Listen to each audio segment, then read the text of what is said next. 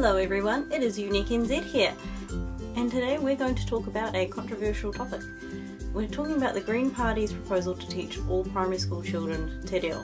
Leaving aside the obvious points of why this is a good idea, the fact that learning multiple languages when you're young actually makes it easier for you to learn them when you're older and actually broadens your horizons as well, and makes you realise that other cultures and, Indigenous peoples are worth something.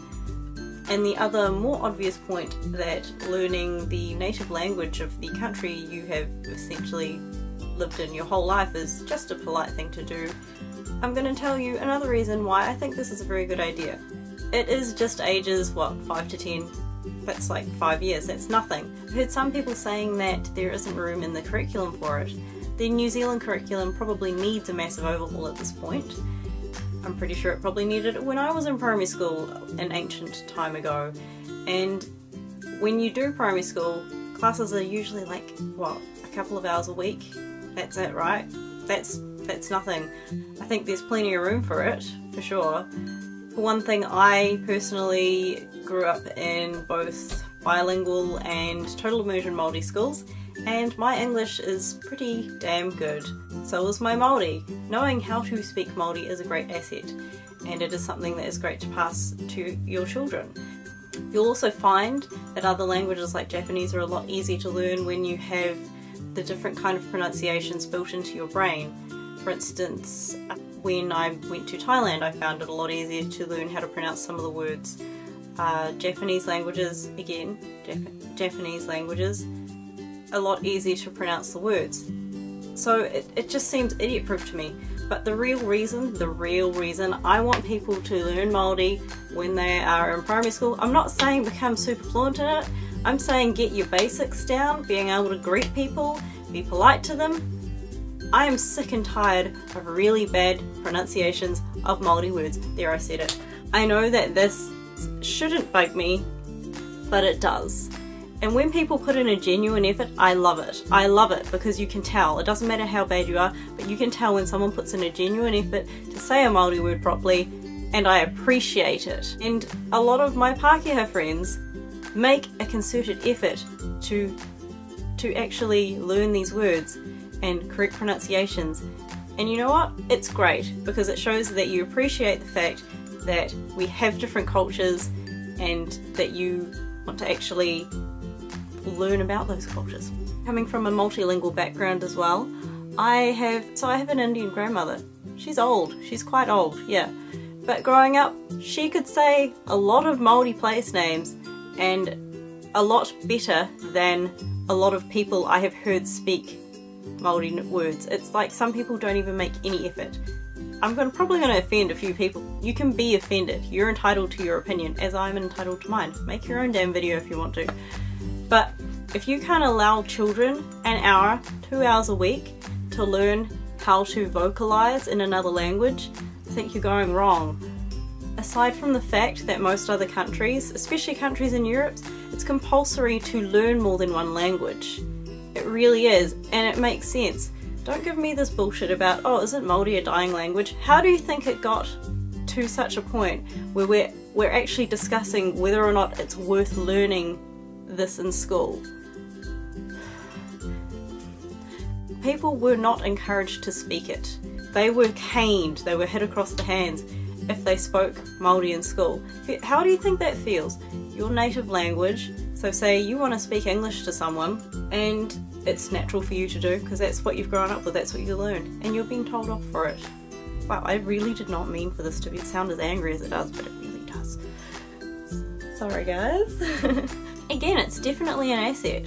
Māori is a very musical language. It is an oral language. We didn't have a written language until the Pākehā came to these shores, BT dubs. But we learn through things like kapa haka, speaking to each other, telling stories. It is a beautiful language, it really is, when you hear it spoken correctly. So I'm going to say some names of things that sound beautiful in Māori, not so beautiful when pronounced incorrectly. Again, no criticism to people who are trying. I really appreciate it, I really do. It actually makes me feel really good when I know that my culture is appreciated. First we'll go for an easy one. Most people would say this taupo, taupo. You hear the differences there? Very simple. And I know it's hard to get your mouth around some of the rolled R's sometimes. Here's another one. I've heard this say, wai pakarau, wai pukero. You hear the difference there? It's quite different. This one here is it's a real shiner. So this is Okaremio. Just take a minute to think, what is this place? What is this place? This is Okaramio. Completely different. Papakura, Papakura. While when you translate a lot of the Māori place names, they don't sound so good like in direct translations. Māori people, when they arrive someplace, would tend to name a place after, say, a body part or something, because that would claim that territory, and it would mean that someone else wouldn't claim it, because who's going to claim a place named after someone else's genitals or something like that?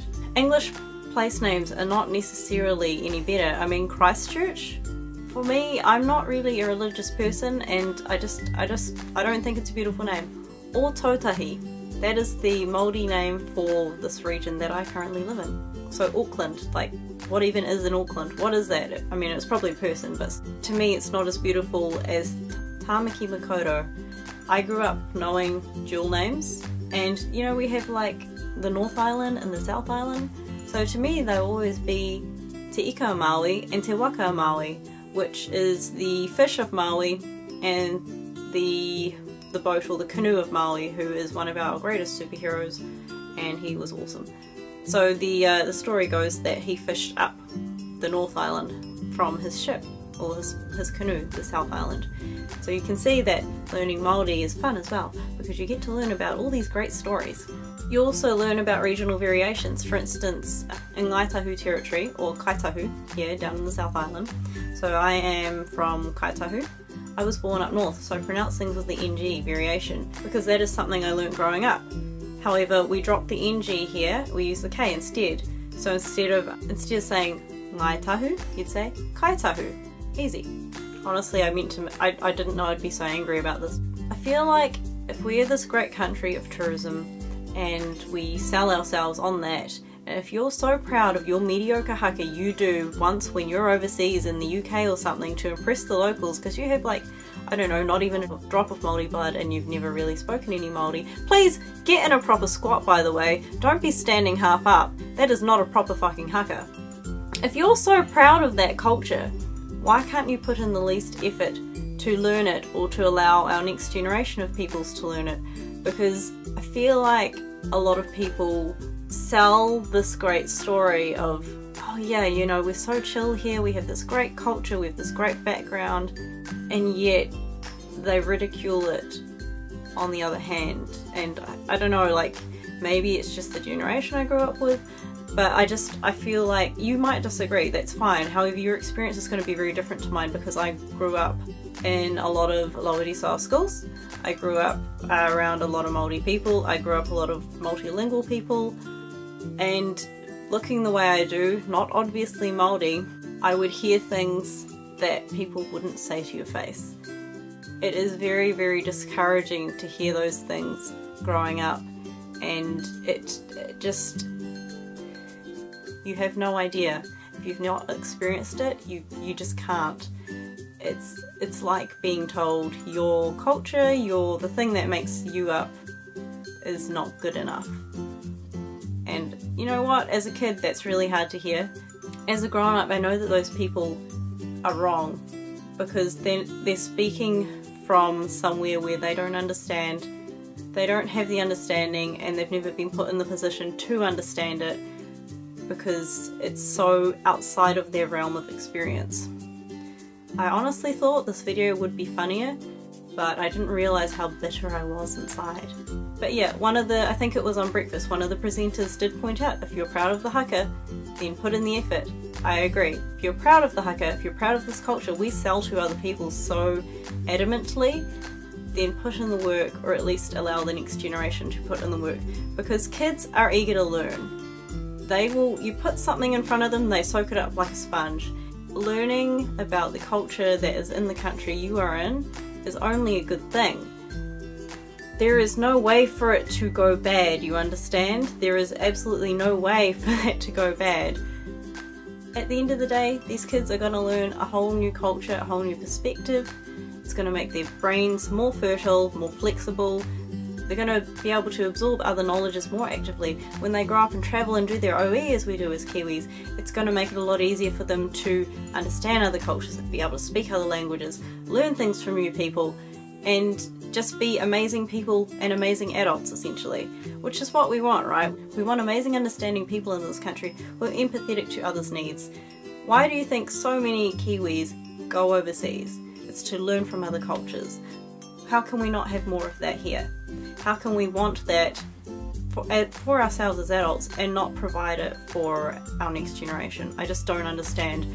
I think a lot of the arguments against this are kind of bullshit. You can have your opinion, that's cool. Were you put in a position to learn Māori growing up? Let me ask you that. Were you put in the position to learn it in your primary years? I went through total immersion Māori primary school. I think I had like 1 year in Pākehā school, like just learning English, and I've also schooled in bilingual schools. I personally got my bursary in Māori by the time I was 15. It's school cert level 1, 13, school cert level 2, 14, bursary Māori 15. How hard is that? You know, those are easy credits, and it wasn't even hard Māori, it was the basic conversational language skills you have. And quite frankly, I don't know, like, I think I'm a smart person. You only have my word to take for it, but I'm a smart person, so I can speak the languages.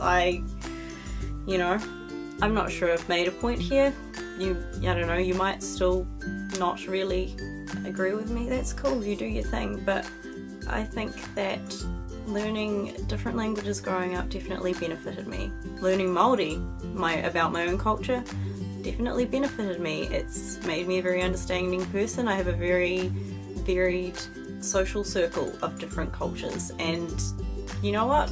It lets me see other people's points of views. Yep, I also probably know a little bit more about the places around here and, you know, the peoples and how things were than other people do. For instance, you've been to Kaikoura?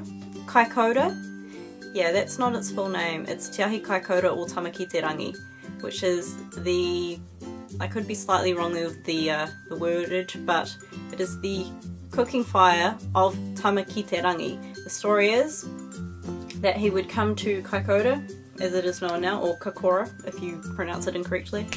He would pick up some crayfish out of the sea, some kaimoana, some seafood. He'd go onto the top of the cliff, cook up there, and you could see the cooking fire. That place is named for that. I'm pretty sure that's it anyway. You see how learning about place names and things like that benefits you. How many of you can say you know that? Not as a criticism, it's just a question. I don't know if I've made my point here. Again, I guess this was more controversial than what I normally talk about. Comment below, I guess. I could regret saying that. Comment below. Tell me what you think. Tell me if you like any of my points. Tell me if I missed anything. I'm sure I did. I wrote everything down and then I lost the piece of paper. So this was kind of off the cuff. Yeah, like and subscribe. Sorry for the rant. Thought it would be funnier. Didn't come out that way. Bye everyone. See you hopefully next week.